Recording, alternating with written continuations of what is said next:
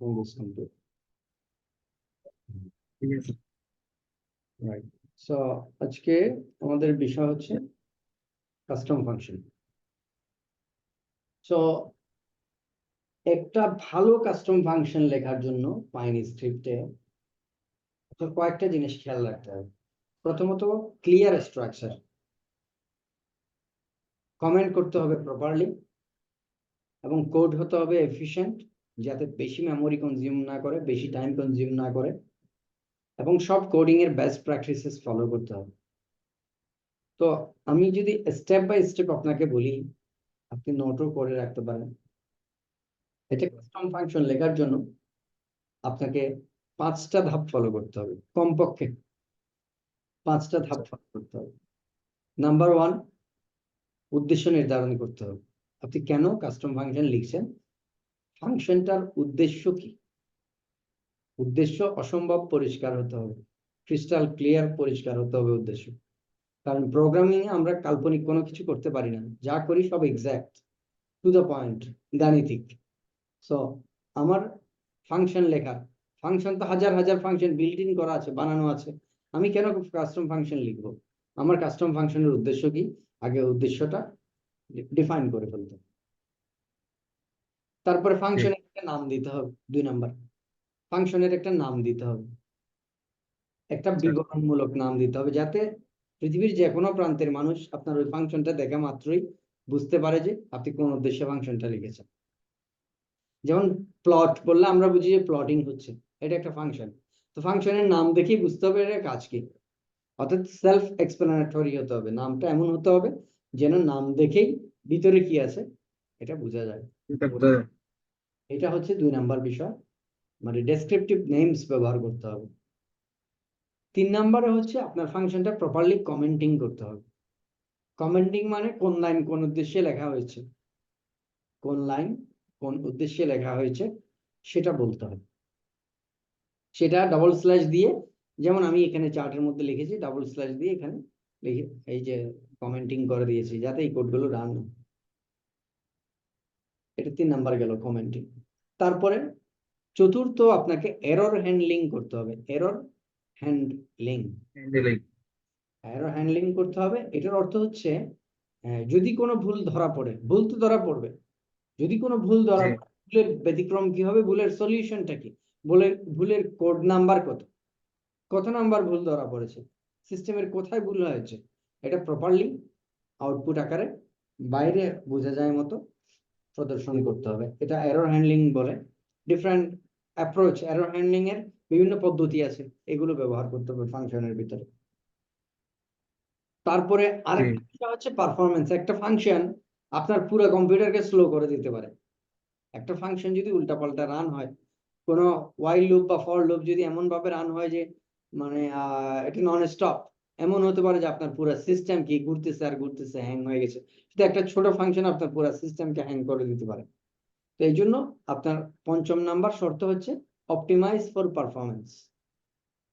Optimise for performance, ভালো performance দেয় মতো, ভালো পারফরমেন্স দেয় মতো আপনার ফাংশনটাকে অপটিমাইজ করতে হবে।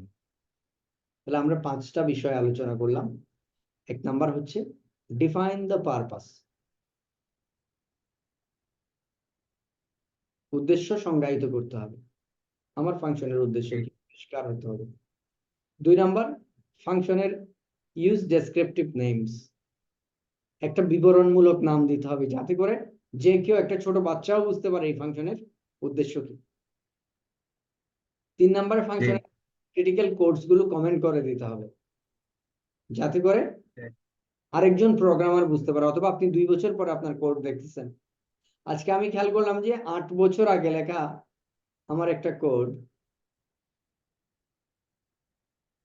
8 বছর আগে লেখা একটা কোড এখন ফাংশন,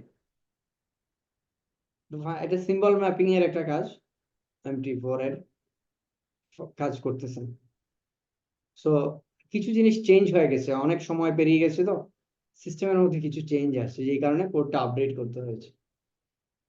সো আমি যদি আমার কোড দেখে বুঝতে না পারি, বেশিরভাগ ক্ষেত্রে কোড বুঝে যাবে না, এই কোডকে বোঝার জন্য ওখানে কমেন্ট লিখে দিতে হবে, আমি এই উদ্দেশ্যে এই লাইনটা লিখেছিলাম, এটা কমেন্ট করে দিতে হবে।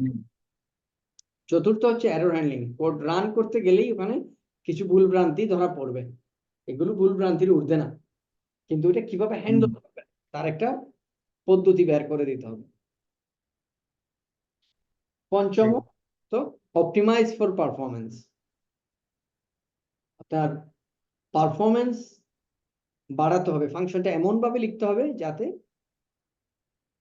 পারফরমেন্স ঠিক থাকে এবং সবসময় কম জায়গা দখল করে ম্যাক্সিমাম পারফরমেন্স দেয়।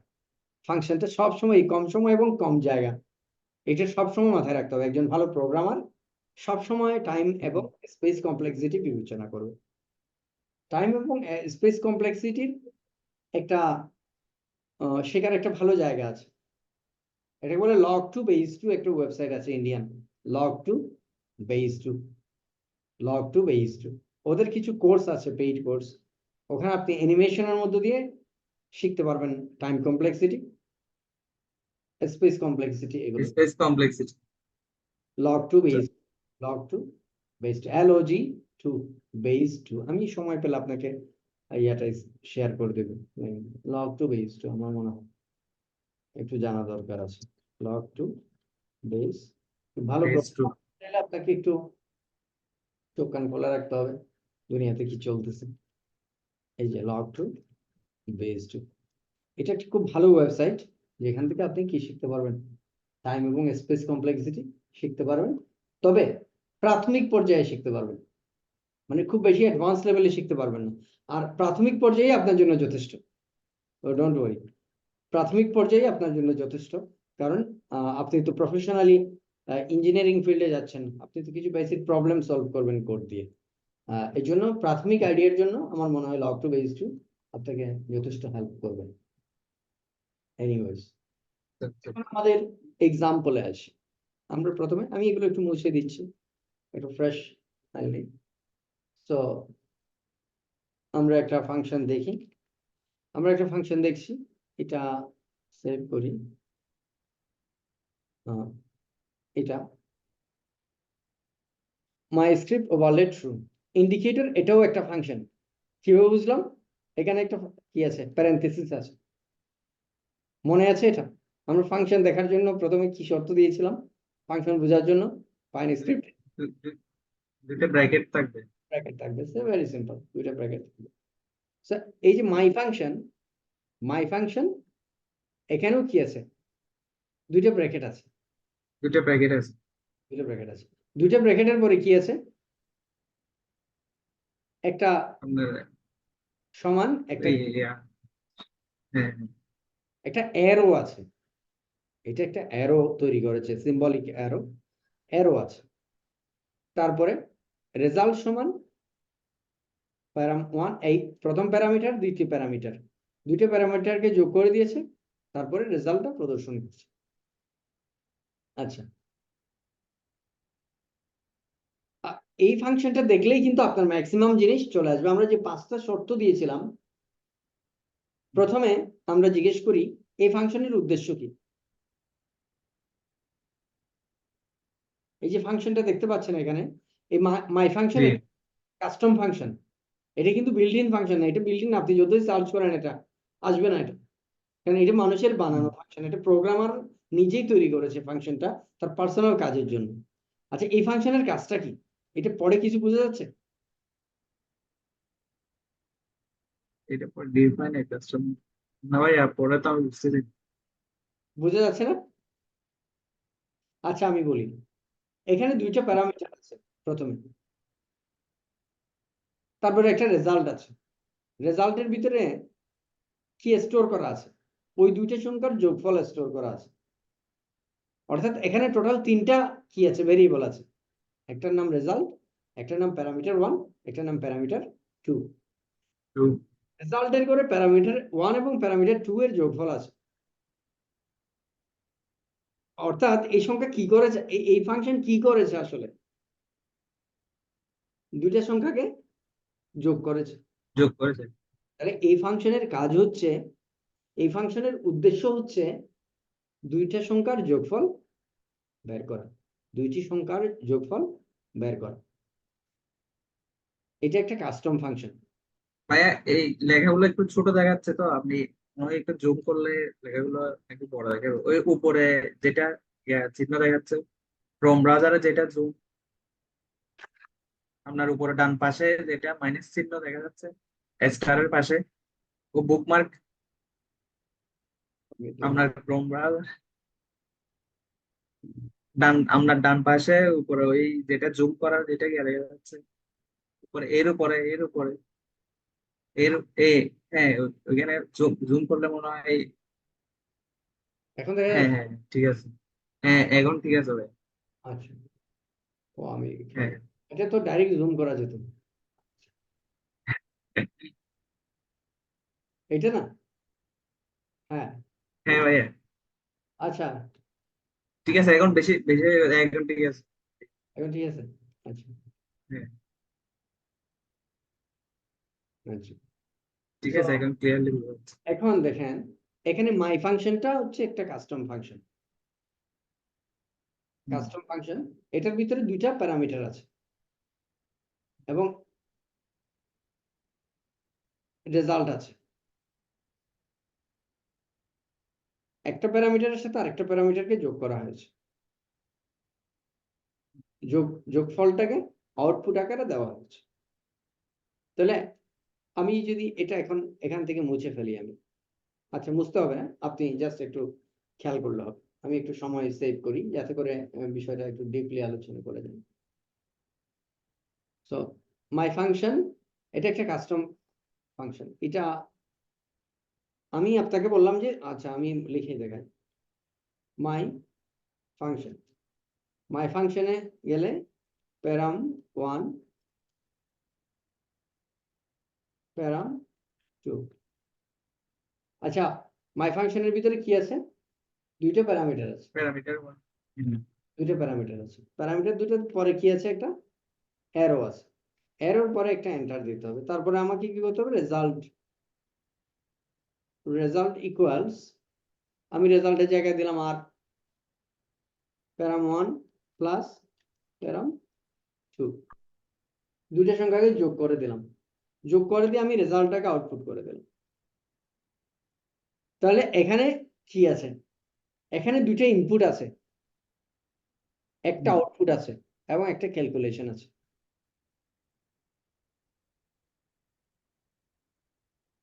দুইটা প্যারামিটার আছে, প্যারামিটার দুটাকে যোগ করে আর এর মধ্যে রেখেছে, আরটাকে আউটপুট দিয়েছে। এবার এই জিনিসটা আপনি দেখেন, এই জিনিসটা আপনি দেখেন, এখন আমি প্রথম সংখ্যাকে ধরলাম 50, প্রথমটাকে ধরলাম 50, দ্বিতীয়টাকে ধরলাম 30, তাহলে টোটাল কত হবে? 80। 80 হবে। আমি একটু সেভ করে দেখি 80 আসে কিনা। এটা এই আমার মাউসে খেয়াল রাখেন, এখানে কত উঠছে? হুম, 80। 80 উঠছে। 80 সংখ্যা, যদিও এটা ইজি, কিন্তু এই জিনিসটা বোঝার জন্য 80টা একটা গ্রেট এক্সাম্পল। তো আমি যদি প্রথমের ঘরে 1 রাখি এবং দ্বিতীয় ঘরে 1 রাখি, তাহলে রেজাল্ট কত আসবে? 2। 2। এই যে 2 আসছে। অর্থাৎ আমরা কি করছি, এটা কিন্তু এখানে কি কোনো যোগ চিহ্ন আছে এই মাই ফাংশনের না মধ্যে? নাই, নাই। তারপরে সে বুঝতেছে কেমনে? ওইখানে আর এর মধ্যে parameter one plus parameter two দিয়েছে ওই জন্য। এক্স্যাক্টলি, আমার জাস্ট এখানে এতগুলো কাহিনী লিখতে হচ্ছে না আমাকে। আমি জাস্ট ওই মাই ফাংশনটাকে কল করে দিলে, এটাকে বলে ফাংশন কল। এটা আরেকটা গুরুত্বপূর্ণ বিষয়। ফাংশন আপনি লিখে বসে থাকলে হবে না, এটাকে কল করতে হবে, মানে ইউজ করতে হবে। ফাংশন কল মানে ফাংশন কি ইউজ করা। এটাকে প্রোগ্রামাররা বলে, ফাংশন ইউজ করা বলে না প্রোগ্রামাররা, এটা বলে কল করা, ফাংশনটাকে ডাকা, ইনভোক করা। এটার সঠিক ব্যাপারটা হচ্ছে ইনভোক করা, আহ্বান করা তাকে। আচ্ছা, সো এটা দেখলাম। অর্থাৎ এই কাস্টম ফাংশনটাতে মূলত আমরা কি লিখলাম? দুটো সংখ্যাকে যোগ করে একটা আউটপুট যোগ দেব। করলাম। আচ্ছা, আমি আপনাকে আরেকটা কাস্টম ফাংশন দেখাই, ইন্টারেস্টিং।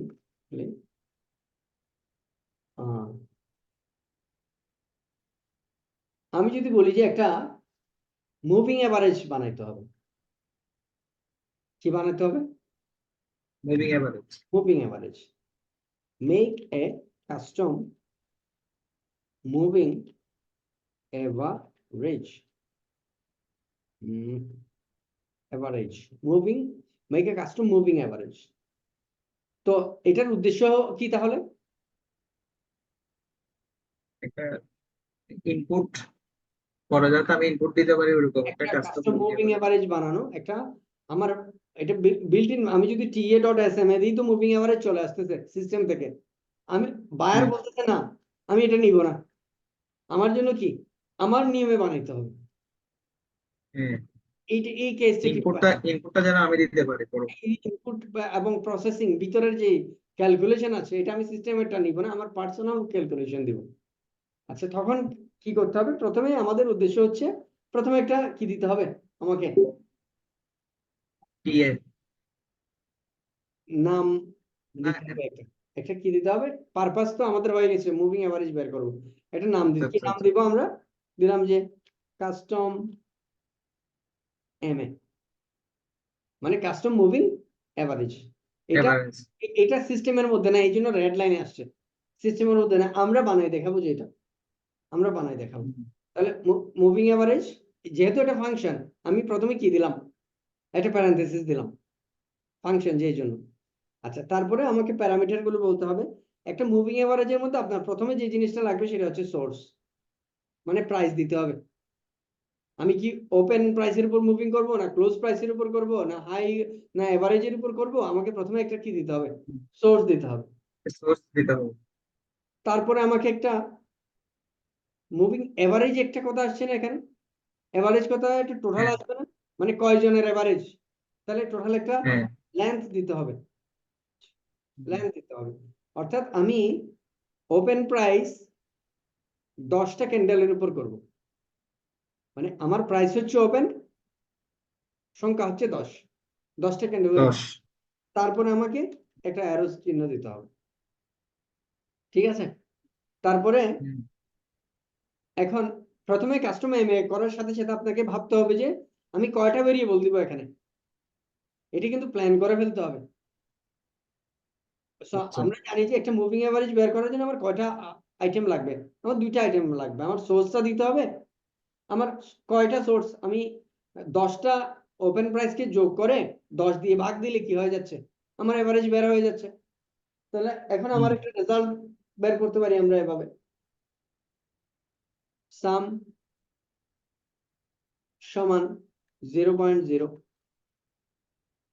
তাহলে আমার সোর্স একটা ভেরিয়েবল, লেন্থ একটা ভেরিয়েবল, সাম একটা ভেরিয়েবল, এগুলো আপাতত শূন্য আছে হুম, সবগুলো। এগুলোতে এখনো ভ্যালু নাই, আমরা টেমপ্লেটটা তৈরি করতেছি মাত্র। আচ্ছা, আচ্ছা। তারপরে একটা লুপ লিখতে হবে এভাবে, ফর আই, না বুঝলেও সমস্যা নেই, একটু হোল্ড করেন। আই ইকুয়াল 0 টু লেন্থ বলছি না এখানে, লেন্থ হুম, মাইনাস আই যদি হয়, এটার সাম হবে sum colon equals sum plus source I. এটা আমি ব্যাখ্যা করতেছি, একটু হোল্ড করেন। হ্যাঁ, তারপরে আউটপুটটা দিব, সামকে ডিভাইডেড করতে হবে লাইন দিয়ে। তাহলে আমার ফাংশনটা রেডি হয়ে গেছে। এখন আমি এটার একটু ব্যাখ্যা করি আপনাকে। আমি এই কাস্টম ফাংশনটা বানানোর জন্য আমার সোর্স দরকার ছিল, ল্যান দরকার ছিল, হুম, আমার একটা সামও দরকার ছিল। মেমোরিতে একটা জায়গায় আমি সাম রাখছি, একটা জায়গায় সোর্স রাখছি, একটা জায়গায় লেন্থ রাখছি। তারপরে আমি একটা হুম, লুপ ব্যবহার করলাম। লুপ ব্যবহার করলাম মানে একটা কাজকে বারবার করার জন্য। মানে এখানে আমার লেন্থ কত? সাপোজ আমি 10টা মুভিং এভারেজের 10টা ক্যান্ডেলের মুভিং এভারেজ বের করব, তাহলে আমাকে 10টার ওপেন হুম, প্রাইসকে যোগ করতে হবে না? হুম, 10টার ক্লোজ প্রাইসকে আমাকে যোগ করতে হবে না? তো আমি সেটা হ্যাঁ, বলছিলাম, আমি 0 থেকে 10 পর্যন্ত। এখানে -1 একটা কেন আসছে? কারণ আমরা প্রোগ্রামিং এ 10কে 9 বলি, বিশেষ করে ইন্ডেক্স হুম, ক্যালকুলেশনের ক্ষেত্রে আমরা কি বলি? 10কে 9 বলি, কারণ আমাদের হিসাবটা 0 থেকে শুরু। শূন্যকে আমরা 1 ধরি, হুম, তাহলে 10 কত হবে? 9 9 হবে। 9 হবে। এই জন্য লেন্থ মানে তো এখানে 10 ছিল, তো ওখান থেকে 1 কমাই দিলাম, না হলে এরা আউট অফ রেঞ্জ হবে, মানে আমি রেঞ্জের বাইরে চলে গেছি, এরকম একটা ভুল আসবে। আচ্ছা, তারপরে আমরা কি করলাম, কোলন অপারেটর দিলাম এখানে, অ্যাসাইনমেন্ট অপারেটর। তো আমরা এখানে সামের ভিতরে এবার ভ্যালু অ্যাড করা যোগ করলাম। একবার যখন চলবে লুপটা তখন 0 আসবে, দ্বিতীয়বার যখন চলবে তখন সামের সাথে একটা ওপেন প্রাইস যোগ হবে, তৃতীয়বার যখন চলবে দ্বিতীয় ক্যান্ডেলের ওপেন প্রাইস যোগ হবে, তৃতীয়বারে তৃতীয় ক্যান্ডেলের ওপেন প্রাইস যোগ হবে, চতুর্থবারে এটা কয়বার চলবে? আমার লেন্থের ভ্যালু যদি 10 হয়, এটা 10 বার চলবে। লেন্থের ভ্যালু যদি 1 লক্ষ হয়, এটা 1 লক্ষ বার চলবে। লেন্থের ভ্যালু যদি 10 কোটি বার হয়, এটা 10 কোটি বার চলবে। চলার পর টোটালটা এখানে জমা হবে কোথায়? এই সামের ঘরে জমা হবে। জমা হয় এই টোটালকে আমি এই সংখ্যা দিয়ে লেন্থ দিয়ে যখন ভাগ দিব, আমার এভারেজ বের হয়ে যাবে। এভারেজ একদম সোজা, মনে করেন ক্লাস 10 এর 10টা স্টুডেন্টের বয়স হচ্ছে গড়ে 15 বছর, 15 বছর 16 বছর, 15 বছর 16 বছর করে এরকম 10 জনের বয়স হচ্ছে 160 বছর। তাহলে গড় বয়স কত? 16। 16। তাহলে এখানে যে ওপেন প্রাইস আছে, ওপেন প্রাইস গুলো সবগুলো কি দিয়ে যোগ করলাম? এই লুপ দিয়ে যোগ করলাম। যোগ করার পরে সেটাকে যখন আমি ওই 16 দিয়ে ভাগ দিলাম, তখন আমার রেজাল্টটা চলে আসলো, রেজাল্টটা চলে আসলো। তো এটা এটা আমরা কেমনে টেস্ট করতে পারি একটু খেয়াল করেন। আমি লিখলাম প্লট, প্লট আমাদের ফাংশনটা একটু টেস্ট করে দেখি, কাস্টম এমএ, এই যে সিস্টেমে চলে আসছে এখন। সোর্স লেন দেখা যাচ্ছে, এটা কিন্তু আমাদের ফাংশন, এটা হ্যাঁ। এর ফাংশন না, আমাদের নিজস্ব ফাংশন এটা। তো এটাতে আমরা দিলাম ক্লোজ, দিলাম ক্লোজ প্রাইস, তারপরে দিলাম যে 20 মুভিং অ্যাভারেজ বের করতে বললাম তারা, তারপরে আমরা এটা সেভ দিলাম, কন্ট্রোল এস দিলেই হয়ে যাবে। দেখছেন এই মুভিং অ্যাভারেজ কিন্তু তৈরি হয়ে গেছে এখানে, দেখতে পাচ্ছেন? হ্যাঁ। এটা আমাদের কাস্টম ফাংশন, এটা এই যে এটা, এই যে এটার ভ্যালু দেখেন, এটার ভ্যালু দেখেন, এই যে এটা হুম। 69,974। 74। এটা কি বিটিসি? আচ্ছা, আজকে তো অবস্থা জটিল, বিশাল ব্যাপার, 70,000 চলে গেছে। হ্যাঁ, হ্যাঁ। আচ্ছা, ভবিষ্যতে এই বিটিসি, বিটিসি না, ব্লক চেইন টেকনোলজি দুনিয়া গ্রাস করে ফেলবে। কারণ ব্লক চেইন এটা এমন এক মারাত্মক টেকনোলজি, এখানে ডুপ্লিকেসি করার কোনো ধরনের স্কোপ নেই। আপনি এমন ডিজিটাল সাইন, এখানে এমন ক্রিপ্টো সিস্টেম ব্যবহার হয়, হ্যাশিং সিস্টেম আছে ব্লক চেইনের মধ্যে, এখানে 2 নাম্বারই করার কোনো স্কোপই নেই। সুতরাং এটা হুম। যে কোনো জিনিস থেকে আগামী ভবিষ্যতে এই ব্লক চেইনটা অনেক বেশি দামি জিনিস হিসেবে মানব জাতির কাছে হ্যাঁ ধরা হ্যাঁ, যাবে। হ্যাঁ, হ্যাঁ। তো এটা কিন্তু বাংলাদেশ সরকার তো এগুলো করে না, এলাও করে না। আসলে এলাও করে না, এদের জ্ঞানও তো নাই বা টেকনিক্যাল জ্ঞানও নাই এদের এগুলো টেকনিক্যাল বোঝার নলেজটা নাই, এটা হচ্ছে একটা সমস্যা। নলেজ। বিশেষ করে এই যেমন ভোট টোট যেগুলো হচ্ছে, ভোটিং সিস্টেম যদি ব্লক চেইন দিয়ে যদি ভোটিং সিস্টেম বানায়, এই বাংলাদেশে একটা ভোট হুম। ডুপ্লিকেট করা যাবে না। একটা সিঙ্গেল ভোট দুর্নীতি করা যাবে না। ব্লক চেইন দিয়ে যদি ভোটিং সিস্টেম তৈরি করে, কস্ট একটু বেশি হবে, বাট 100% নিরাপদ। হুম। বাংলাদেশের ব্যাংকগুলো যদি ব্লক চেইন ব্যবহার করে, কোনো ধরনের হুম। জালিয়াতি লুকোচুরি এগুলো আর খেলা যাবে না। সো অনেক সুবিধা আছে। তারপরে ল্যান্ড রেজিস্ট্রেশন সিস্টেম ব্লকচেন যদি ব্যবহার হ্যাঁ। করছে, তাহলে কোনো ধরনের মিউটেশনের সমস্যা, এই সমস্যা সেই সমস্যা, ল্যান্ডের সমস্যা পার্মানেন্টলি বাংলাদেশ থেকে বিদায় নেবে। আরো অনেকগুলো ইউজ কেস আছে ব্লকচেইনের। তবে মানুষ মনে করে ব্লকচেইন মানে শুধু ক্রিপ্টোকারেন্সি, ব্লকচেইন মানে শুধু ক্রিপ্টো, এটা হ্যাঁ, এটা তো না। এটা একটা প্রোডাক্ট ব্লকচেইনের। হ্যাঁ, হ্যাঁ। আচ্ছা, যাই হোক, ব্লকচেইন এটা তো একটা পুরো একটা আপনার একটা একটা টেকনোলজি, ইন্ডাস্ট্রি, একটা টেকনোলজি একটা। টেকনোলজি, এটা ক্রিপ্টোকারেন্সি হচ্ছে এটা অন্যতম একটা অংশ। হ্যাঁ, প্রোডাক্ট। হ্যাঁ। আচ্ছা, যাই হোক, এই এই যে দেখলেন কাস্টম ফাংশন কিভাবে লিখলাম আমি এখন। জি ভাইয়া। ভাইয়া এখানে একটা আমার প্রশ্ন ছিল।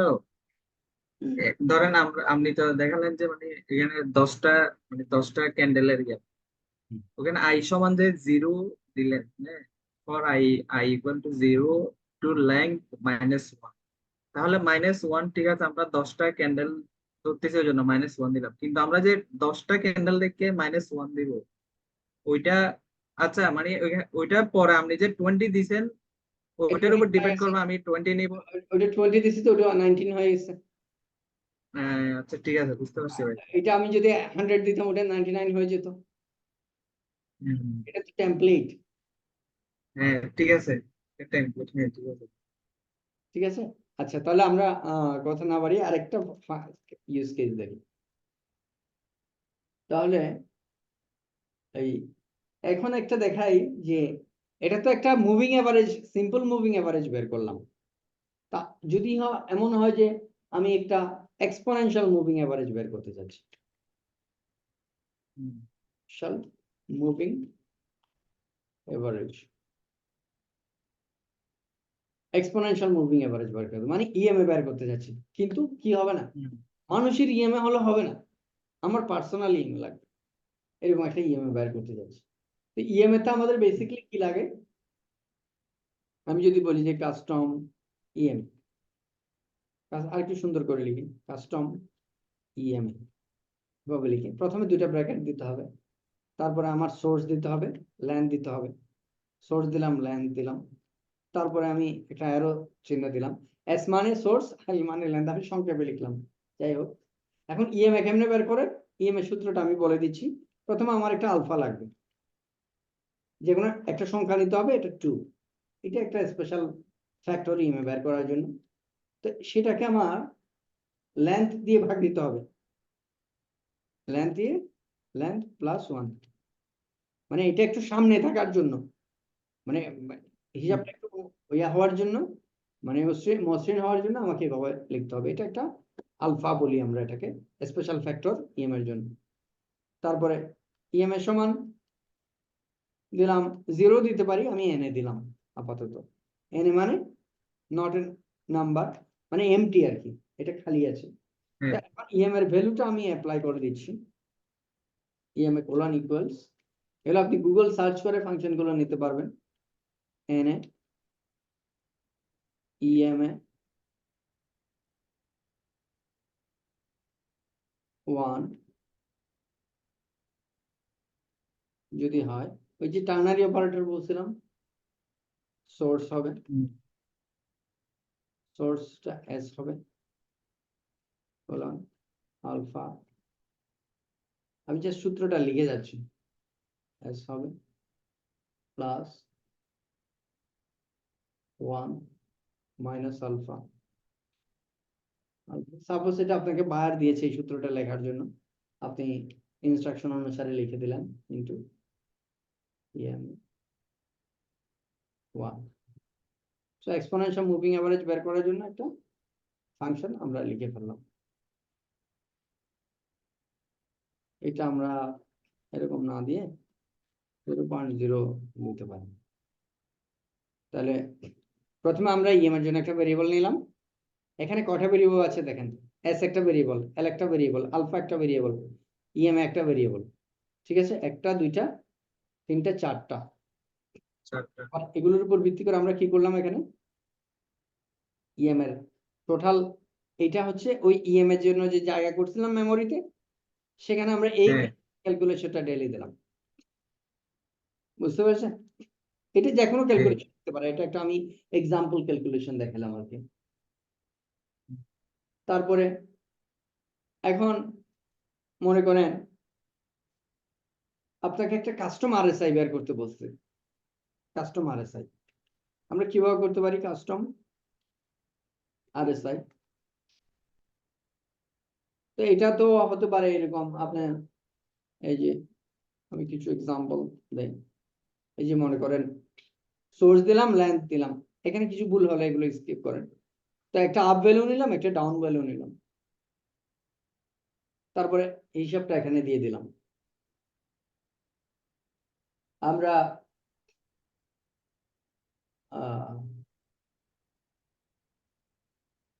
একটা কাস্টম, আমরা আরেকটা ফাংশন দেখতে পারি, যেমন ধরেন এডিএক্স কাস্টম, এডিএক্স এডিশনাল, এটাকে কি বলে, ডিরেকশন অফ ইন্ডেক্স।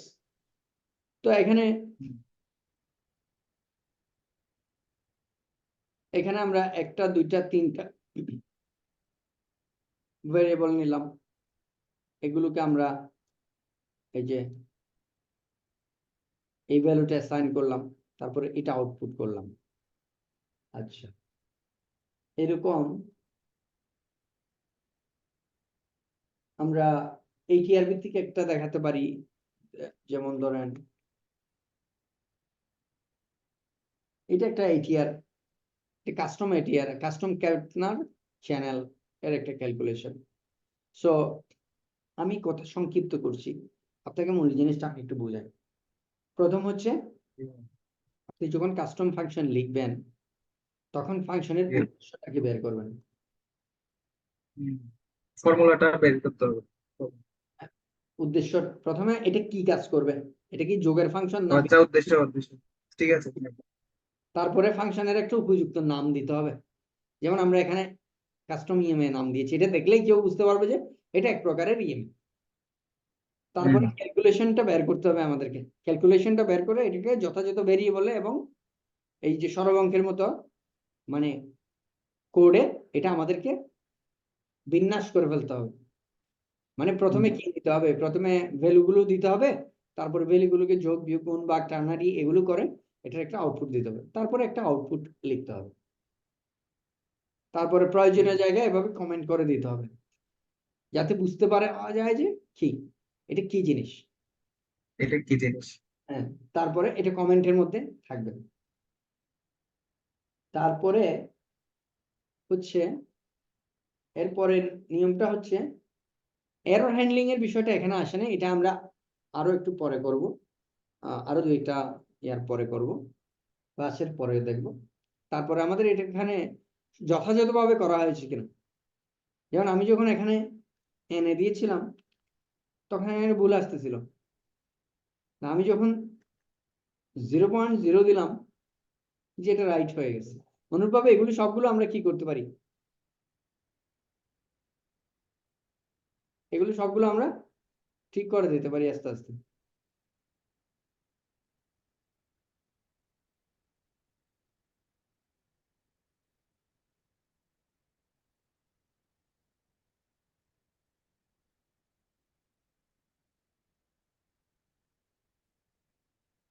এই যে এটা ঠিক করে দিলাম, তারপরে এটা আমি একটা দেখাচ্ছি আর কি আপনাকে, এগুলো আপনাকে একটু ডিপলি সার্চ করতে হবে এগুলো নিয়ে।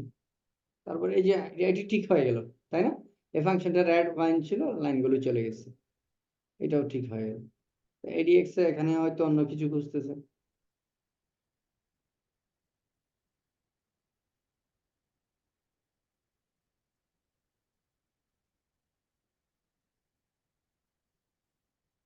আচ্ছা, T.ADX নাই, এই ফাংশনটা সিস্টেমের মধ্যে নাই।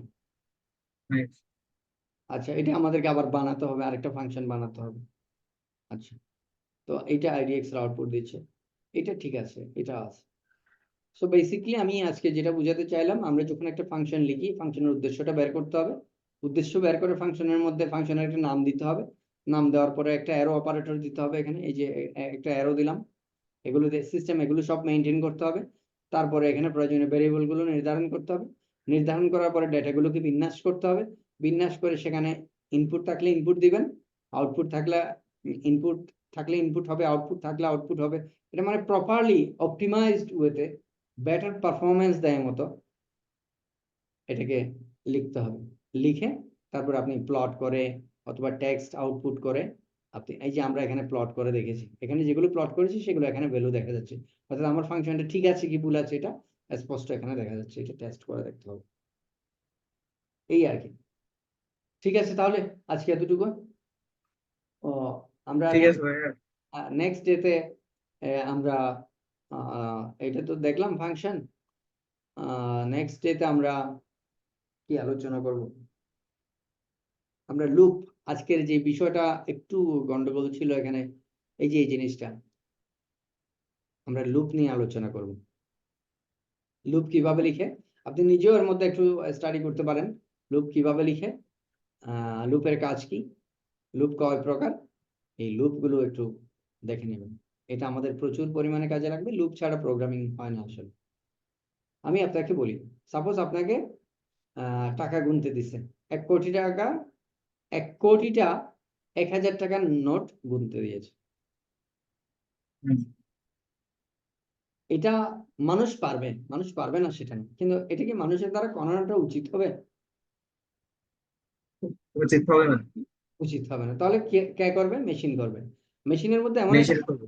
হ্যাঁ, মেশিনের মধ্যে এমন একটা লুপ লাগাইতে হবে যে লুপটা একটা কাজকে 1 কোটি বার করতে পারে। হুম, তাহলে সে, যেমন আমি যদি 1 কোটি বার এখানে কাউন্ট করতে দেই, যে 5-7 মিনিট 10 মিনিটের মধ্যে 1 কোটি কাউন্ট করে দেবে, কিন্তু একজন মানুষ কি 1 কোটি গুনতে পারবে 5-7 মিনিটের মধ্যে? পারবে না। এই মানুষ যে এই কাজটা পারে না, সহজ কাজ হোক সমস্যা নেই, সহজ কাজ হইলেও মানুষের একটা সময় লাগে না, ওই সময়টাকে হুম, কমাই দেওয়ার জন্য আমরা কিন্তু কম্পিউটার ব্যবহার করি। মানে একটা কাজ যে কাজটা মানুষেও পারে, কিন্তু হুম, কম্পিউটারকে দিলে সে একটু তাড়াতাড়ি করতে পারে। ওই সময় বাঁচানোর জন্য, শ্রম বাঁচানোর জন্য, মানুষের কষ্ট বাঁচানোর জন্যই আমরা যন্ত্র ব্যবহার করি। So, এইটাই মানে উদ্দেশ্যটা বুঝতে হবে, যে আমি কাজকে সংক্ষিপ্ত করার জন্যই কি করতেছি, কাস্টম ফাংশন লিখতেছি। তো উদ্দেশ্যটা বুঝতে হবে। এই জন্য হ্যাঁ, আজকে বক্তব্যের প্রথম আজকে ক্লাসের প্রথম বিষয় ছিল উদ্দেশ্য বোঝা। আমি যে কাস্টম ফাংশনটা লিখবো, এটার উদ্দেশ্য। আপনি কয়েকটা কাস্টম ফাংশন ট্রাই করতে পারেন, যেমন যোগ কেমনে বের করে, বিয়োগ কেমনে বের করে। যেমন এখানে 2টা সংখ্যা লাগাবেন, তারপর যোগ বিয়োগ গুণ ভাগ বর্গমূল, এগুলোর জন্য কিছু আপনি কাস্টম ফাংশন লিখবেন, হাত চলে আসবে। মানে একদম সহজ থেকে করবেন, যাতে করে মানে একটু কম চিন্তা করতে হয়। প্রথমে কঠিনে জাম্প দিবেন না, যেমন এরকম এরকম ফর্মুলাগুলো, এগুলো লেখার দরকার নেই। এগুলো লিখলে আপনার প্রোগ্রামিং লার্নিং ব্যাহত হবে। সো আপনি প্রথমে কি করবেন? প্রথমে যোগের বিয়োগের ভাগের গুণ, আমি একটু এক্সাম্পলের জন্য দিয়েছি। সো যোগের বিয়োগের ভাগের গুণের ছোট ছোট ফাংশনস গুলো ট্রাই করবেন। ক্যালকুলেটরের মধ্যে যে ফাংশন গুলো আছে, একটা সিম্পল ক্যালকুলেটর কি কি ফাংশন ব্যবহার করে যোগ বিয়োগ করে, সেগুলো তৈরি করবেন। এগুলো করে 5-7 দিন 10 দিন পরে দেখবেন যে আপনি অটোমেটিক বুঝতে শুরু করেছেন যে ফাংশন আসলে কি কাজ করে। তারপর আস্তে আস্তে কঠিনে যাবেন, কোনো সমস্যা নেই। চলো। ঠিক আছে, তাহলে থ্যাংক ইউ। আসসালাম।